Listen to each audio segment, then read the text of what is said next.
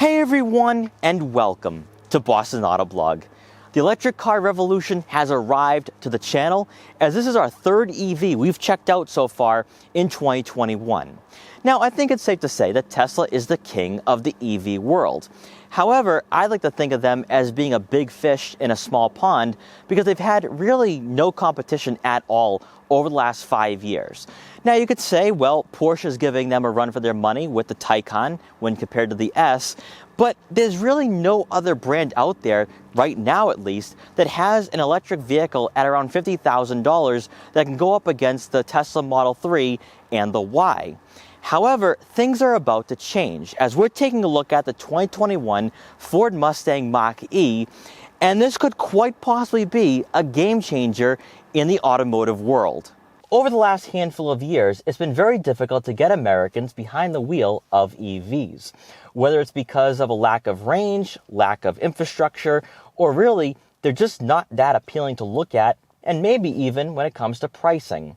Now, on the flip side, you have Tesla, who is popular among younger consumers, but there's a lot of technology to work with there. When you step inside, it does require a few minutes to get used to everything, and there is a bit of a learning curve. And I think for a lot of Americans, they want to have that conventional design, but also an interior that reminds them of their gas-powered vehicles. Well, for Ford, they've given us a vehicle that is reasonably priced. I mean, you can buy one for under $50,000 after the federal tax credits, but also when you step inside, you have physical buttons, you have an infotainment system that's very easy to use, and then when it comes to the exterior, the Mustang Mach-E not only has Mustang-like design qualities, but it also looks really cool and sporty. So in this video, we're going to take a good long look at the Ford Mustang Mach-E, see how it compares to the Tesla Model Y, and also see why this vehicle right here is going to change how you perceive electric vehicles, not only today, but also in the future. Now, before I get in this video, I want to give a huge shout out and thank you to Acton Ford in Acton, Massachusetts, for allowing me to do this review. Their link will be in the description below, so you can check out their extensive Ford inventory. And so, without wasting any further time, let's get right in this review.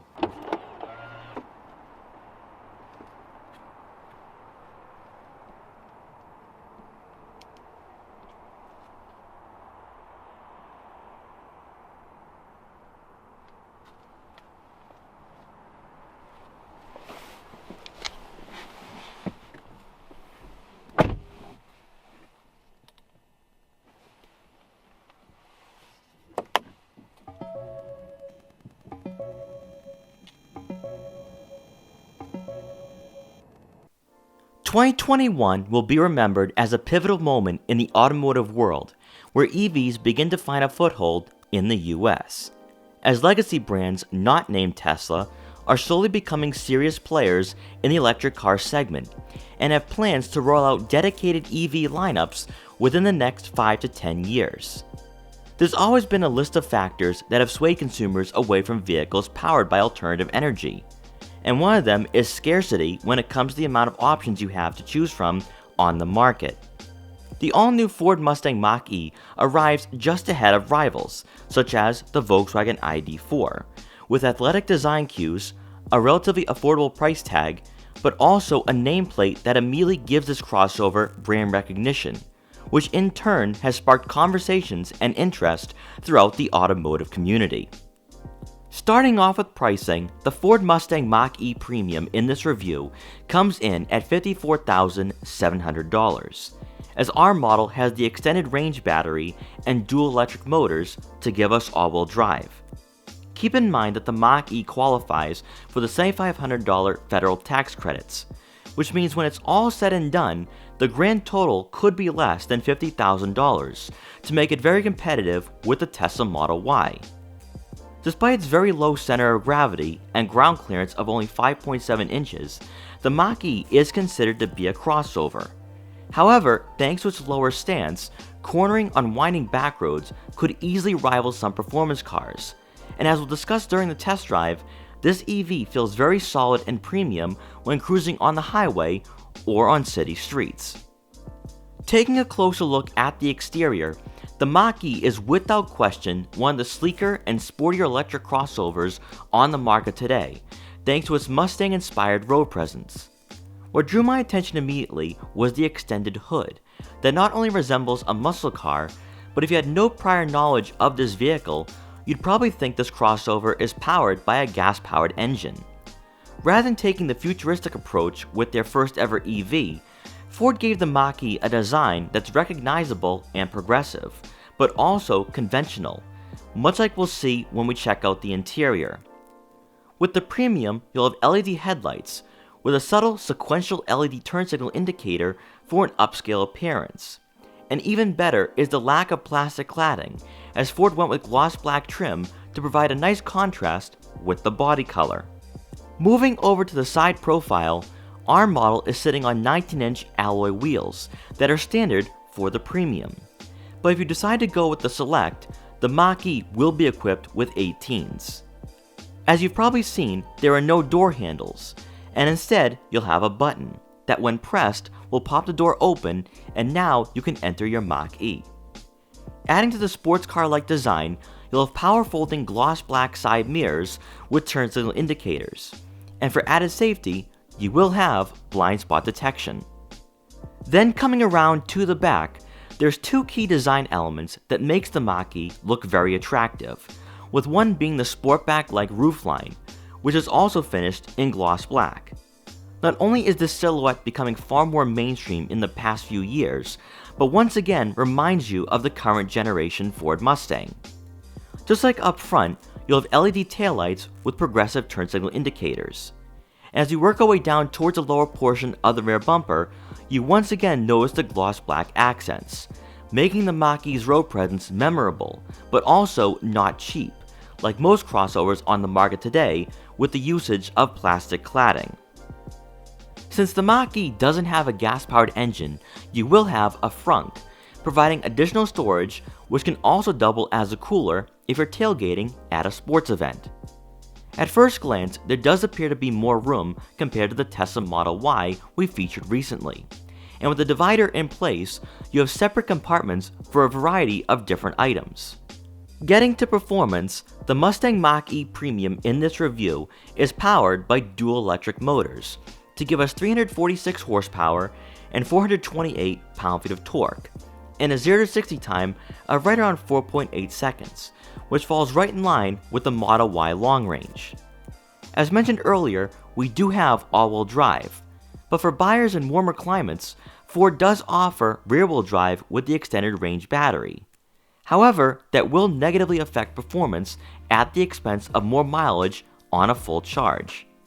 Speaking of range, this Mach-E has an estimated 270 miles of range compared to the 305 miles you'll receive with rear-wheel drive. Stepping inside, you're greeted by a very familiar and far more conventional interior compared to the Tesla Model Y, with physical buttons found on the steering wheel, a digital gauge cluster, a push-button start on the dashboard, a dial that controls exterior lighting, a frunk latch, and gear selector that's found in most modern-day Fords today. For buyers on the fence about whether to go electric or not, the Mach-E's interior won't seem like a major technological leap from the vehicles they currently own, and that appears to be the overall theme with this crossover. You'll be sitting on Ford's ActiveX leatherette seats. They'll be heated and power adjustable for both the driver and passenger. While not the most aggressively bolstered, they do a great job keeping you in place and provide a good amount of comfort. Much like most vehicles in 2021, all of your attention will be centered around the massive 15.5-inch touchscreen with wireless Apple CarPlay and Android Auto compatibility to go along with onboard navigation. With this model being a premium, we have the upgraded 10-speaker Bang & Olufsen sound system to amplify the audio of your favorite music. You're probably wondering what it's like to navigate your way through this user interface, and to be quite honest, it didn't feel that complex or difficult to use as I had anticipated before getting behind the wheel. With brands designing buttonless head units, the layout is very similar to a tablet or iPad, as your climate control and heated seat controls can be found at the bottom of this screen. Despite the unique look, this is actually Ford's Sync 4 system, but with a design specific for the Mach-E. In regards to efficiency and battery life, This screen provides crucial information on battery usage and what is affecting the loss in energy, such as your driving style, climate control settings, and outside weather. For the navigation system, you can quickly find charging locations among other points of interest. Of course, you will have a drive mode selector on the screen, which does affect throttle response and steering input. But for the most fun behind the wheel, I recommend selecting Unbridled because of the engaging driving experience. You can pump in fake engine noise while also using one-pedal driving, where the regenerative braking is strong enough to stop you without having to manually step on the brake pedal. Lastly, you will have a variety of camera angles to choose from to help you park the Mach-E. Below, you'll find a wireless phone charging pad and a USB and USB-C input. For the center storage compartment, you'll find plenty of room for small items. And rounding out the front seating area, above will be a massive panoramic sunroof to make the interior look bigger than in reality. Now for passengers in the back, we're going to start off on the passenger side, and I adjusted the seat further back. It's also somewhat on a recline, and I have plenty of legroom to work with here. Now there are a few things that I want to point out about the second row seats that really stand out to me. One being the fact that you do recline a bit, so you're in this relaxed state of mind. But also what I'm noticing here with the interior is that it seems very long. So I sit very far back from the front seating area, the steering wheel, and the infotainment system. It almost feels like I'm in somewhat of a limo, kind of like a luxury vehicle that's been extended. That's what it feels like. So I think if you're a tall driver or tall passenger up front, you're going to have plenty of legroom, and even for passengers in the back, there's a lot of space to work with here. And I'm beginning to notice a trend or a theme with electric cars is that there's a lot of interior space, especially for these more compact crossovers or vehicles that are a lot bigger than, say, a Nissan Leaf or maybe even a Tesla Model 3. Now, for the center seat, and like we saw with the Tesla Model Y, there is no center hump. So I think you could actually fit a third person in the center, especially if you have 3 kids back here. And that's one thing I'm beginning to like about electric cars is that when they say it's a 5-passenger vehicle, you can definitely fit 5 passengers for sure. You can fit 3 people in the back and of course the 2 people up front. And that's why I think electric vehicles are practical in more ways than one. So for me, there's some great placements for my feet. And I think the only thing that might be a bit of an issue would be shoulder room. So you might not be able to fit, 3 average size adults across. But I think if you had 2 kids and an adult, I think it would work for sure. And then on the driver's side, I adjusted the seat to someone of my height, around 5'5", and I have a lot of legroom here. So I think whether you're sitting up front or in the second row, you're going to be very comfortable. Whether you are my height at 5'5" or you're 5'10" and above, you just have a lot of room, whether it's headroom, legroom, and I think even shoulder room isn't that bad either. This is just a very impressive vehicle for Ford, considering this is their first ever dedicated electric vehicle in the modern era. So I think what Ford has done here has been pretty remarkable. Also back here, you do get 2 rear air vents to go along with a USB and USB-C input. And rounding out the rear seating area, you do get a center armrest with 2 cup holders. Now coming around to the back, you're going to receive a power liftgate. And inside, you're going to find right around 30 cubic feet of rear cargo space, which is right in line with most compact crossovers on the market today. And also, I think it's pretty much on par with the Tesla Model Y. You can definitely fit more than 2 bags of luggage back here if you were to go on a road trip with the family. There's also enough room for groceries, smaller items, and for myself, my camera gear. Then with the second row seats folded, that space doubles in size to right around 60 cubic feet. So overall, the Mustang Mach-E is a very practical vehicle, and that's what's really important for Ford right now, is that you want to have a vehicle that's efficient. It has the range, right around 270 miles for this particular model, and you also have the practicality, which is going to draw in new consumers to the brand, but also to the EV market. And then also back here, you do get a rear cargo cover, which will keep all your valuable items out of sight. So if you are like me and you have camera gear or anything of value and that's really expensive, you can leave that back here and you'll have that peace of mind knowing that no one will be able to peek in and steal what you have. And then once you're done, just press the button and the liftgate will close automatically. All right, so let's take the Mustang Mach-E out for a test drive to see how this vehicle performs, how it drives, how it handles, and more importantly, how it compares to the Tesla Model Y, because most likely you will be cross-shopping the two. So just getting a feel for the Mustang Mach-E, and I have to say there's two things that do stand out to me compared to the Tesla Model Y. One being the fact that this feels very similar to every other vehicle you'll ever drive. There's no learning curve whatsoever, where I think with the Tesla Model Y, you do feel as though you're stepping into a whole new world, and it definitely feels more computerized. Whereas with this, it feels very natural to get into. You can put it into drive and you're on your way. But also number two is the fact that I sit a little higher up off the ground than in the Model Y. I feel like I'm in a true crossover. Now, I am not even 5 miles down the road from the dealership, and I'm getting a number of stares. People are drawn in by this vehicle. It looks good. It doesn't blend in like a Tesla. I think Teslas now, they're so mainstream, they're everywhere. You just see them and you're like, oh, it's another Tesla. Where this is brand new. People are like, wait a minute, there's something to this vehicle. It looks awesome, it looks fun. That's exactly what it is. So, 0 to 60 right now.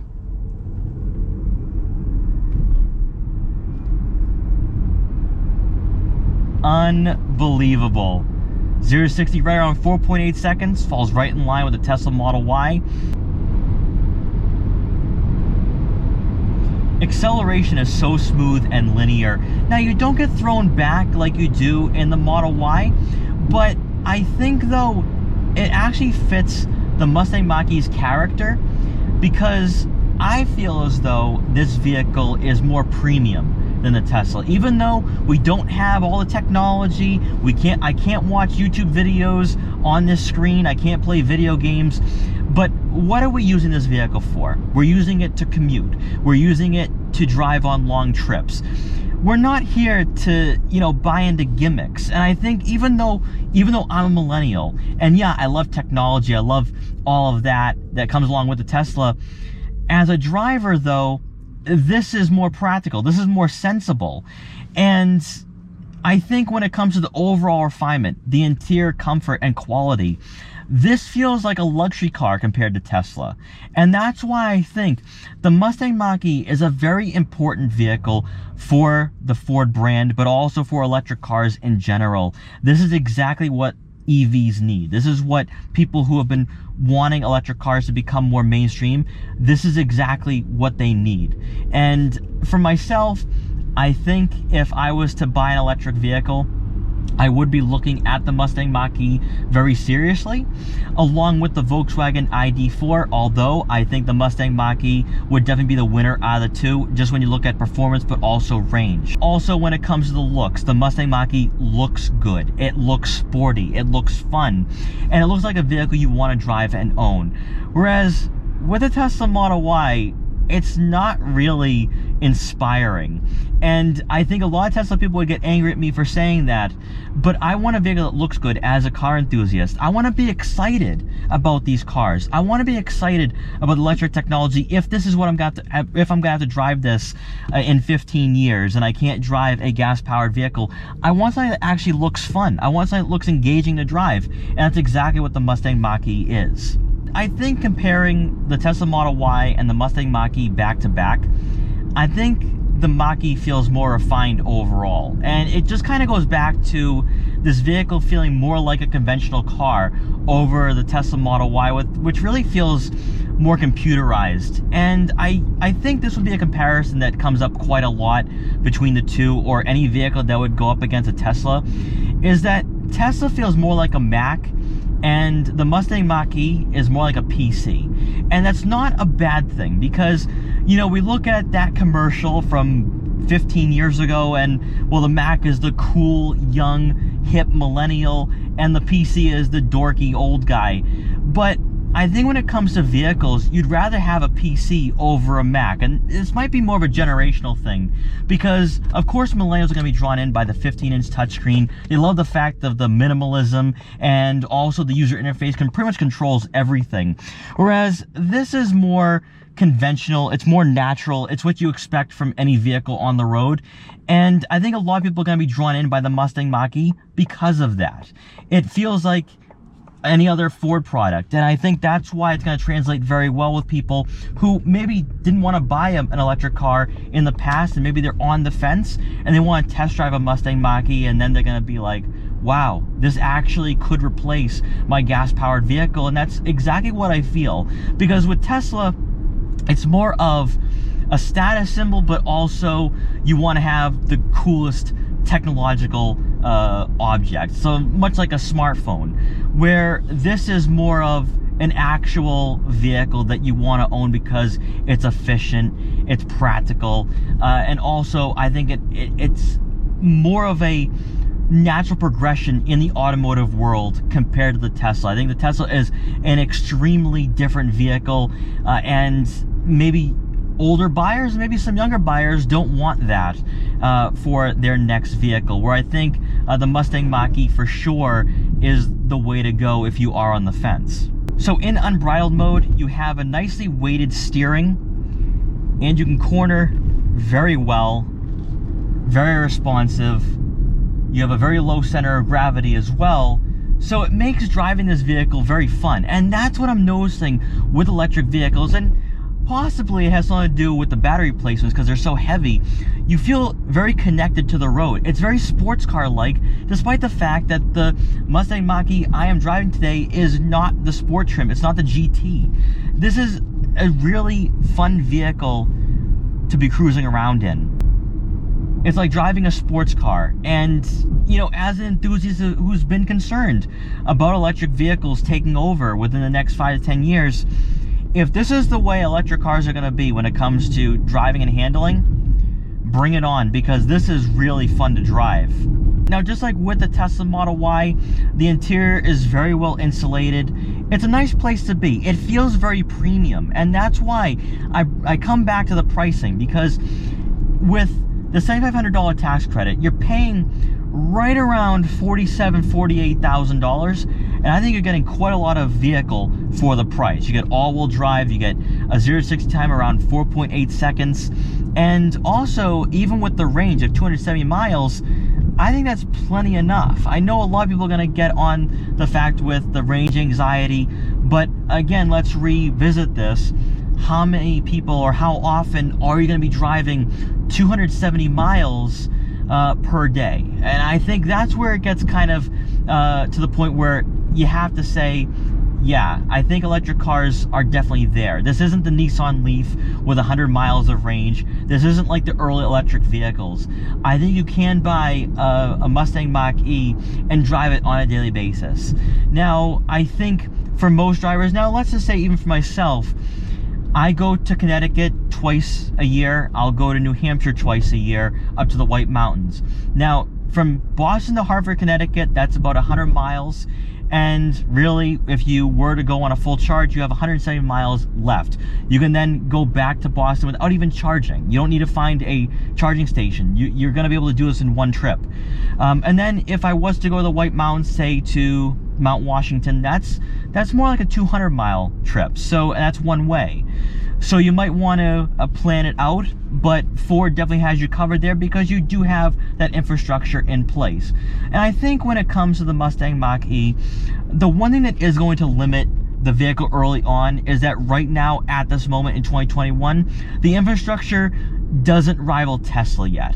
And I think once Ford and other brands get on that level, then we're going to see a lot more people really buy into electric vehicles. So as I put the Mach-E back in its spot, let's go over the final thoughts here on the test drive. Ford is going to outsell Tesla when it comes to electric cars within 5 to 10 years, and I believe that with the Mustang Mach-E. It feels better than the Tesla Model Y. It's more conventional. It's designed better. And I think consumers are going to respond to that. Now, of course, you're not going to be able to watch YouTube videos on this infotainment system. You're not going to be able to play video games. You're not going to have that cool technological factor and those cool tech features that you see in the Model Y. But this is more purpose-built. It's a vehicle for people who weren't going to buy an electric vehicle and now want to own one. And for me, even though I am not an electric car enthusiast, if I had to choose on the market, I think I would go with the Mustang Mach-E because it looks better, but also I think it speaks to me as an enthusiast, as somebody who likes this more conventional layout. There's no learning curve whatsoever. Even with the infotainment system, yeah, it'll take you some time to get used to it, but you can just put this car into drive and you're on your way. The fact that it has a push button start, you have physical buttons. I think the Mustang Mach-E is that vehicle that's going to draw those consumers in. And I am so glad to be a part of this new era, and I'm glad that Acton Ford invited me down here to test drive this vehicle. I've been waiting for weeks, and I think that within the next 5 to 10 years, you're going to see more brands embrace this technology, and I think you're going to see a lot more refinement. You're going to see a lot more ingenuity, and we're just in the beginning stages of this. For the first ever fully electric vehicle from Ford, this is really impressive. And I would definitely recommend taking this vehicle out for a test drive because I think it's going to be very fun. So at the end of the day, the Ford Mustang Mach-E is going to be a game changer in the automotive world, but I wouldn't be hesitant to say that it could be the Model T of my generation and for the 21st century, because I personally believe this vehicle right here is going to draw in a lot of consumers who weren't going to buy an electric car prior to this vehicle's arrival. When you look at the pricing at right around $50,000 after the federal tax credits, even the efficiency at around 270 miles of range, I think that's more than enough. People are going to be very happy with that. And then also, I think it looks good. That's something we have not been able to say for most electric cars, whether it's the Nissan Leaf or the Chevy Bolt. There's just not a lot of excitement or inspiration into buying an electric car until now. The Ford Mustang Mach-E is the vehicle that the electric car market needs. It might not be the best electric car on the market today, but I definitely think that it's a vehicle that will give Tesla a run for their money. So guys, thank you so much for watching this video. Please like, comment, share, and subscribe for more. Also, make sure to follow me on Instagram at Boston Autoblog so you can see what I'm up to and what vehicles I'll be featuring in the future. And I will see you guys next time.